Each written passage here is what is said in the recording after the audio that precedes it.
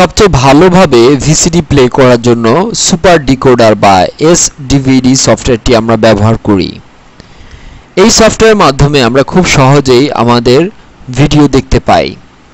VCD ক্ষেত্রে আমরা এই সফটওয়্যারটি ব্যবহার করব, যার অনেক ধরনের ফাংশন রয়েছে, যার মাধ্যমে আমরা খুব সহজেই ভিসিডি দেখতে পাবো। ভিসিডি ছাড়াও এখানে আদার্স যে ফরম্যাট রয়েছে সেই ধরনের সিনেমাগুলো আমরা দেখতে পাবো।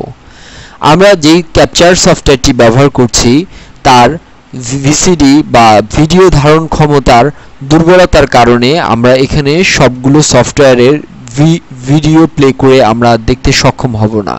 তো সেই ক্ষেত্রে আমরা বলে দেই যে সাপোজ আমরা এখানে একটি সুপার ডিকোডারে আমরা একটি ভিডিও এনে যদি প্লে করি, আমাদের ক্যাপচারের স্বল্পতার কারণে আমরা মূলত ভিডিওটি দেখতে পাবো না এবং এখানে বেশ কিছু অপশন রয়েছে। যে সাপোজ আমরা যদি লুপ করে করে দেখতে চাই তাহলে ফরওয়ার্ড বাটন এবং ব্যাকওয়ার্ড বাটন, অথবা আমরা সাপোজ প্লেয়ার হেডটির দিকে লক্ষ্য করি যে ফরওয়ার্ড বাটন দিলে প্লেয়ার হেডটি জাম্প করবে, অর্থাৎ ধাপে ধাপে এগিয়ে যাবে। আবার যদি কম্পিউটার থেকে কন্ট্রোল পেজ ডাউন আমরা দেই তাহলে এই কাজটি আমরা করতে পারবো।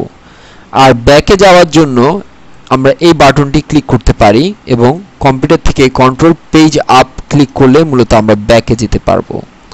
আর ভিডিওটিকে ফাস্ট প্লে করার জন্য আমরা এই অপশনটি সিলেক্ট করলে মূলত ফাস্ট প্লে হবে। স্লো প্লের জন্য আমরা এই অপশনটি সিলেক্ট করতে পারি। এছাড়া স্টেপ 1 ফ্রেমের জন্য আমরা এই অংশটি সিলেক্ট করতে পারি। এছাড়াও আমাদের যে কালারের ব্যাপার রয়েছে, সাপোজ আমরা ব্রাইটনেস কমানো বাড়ানো, ইলুমিনেশন বাড়ানো কমানো, এর জন্য আমরা এই কাজটি করতে পারি। আর পুরো জিনিসটি ফুল স্ক্রিন উইন্ডোতে শো করার জন্য আমরা এভাবে শো করতে পারি।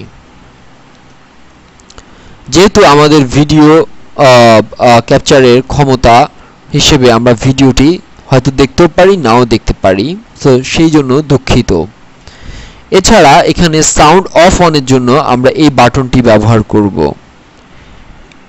ভবিষ্যতে আমরা সুপার ডিভিডি দিয়ে কিভাবে গান বা ভিডিও ফাইল হার্ড ড্রাইভে সংরক্ষণ করা যায় তা দেখব।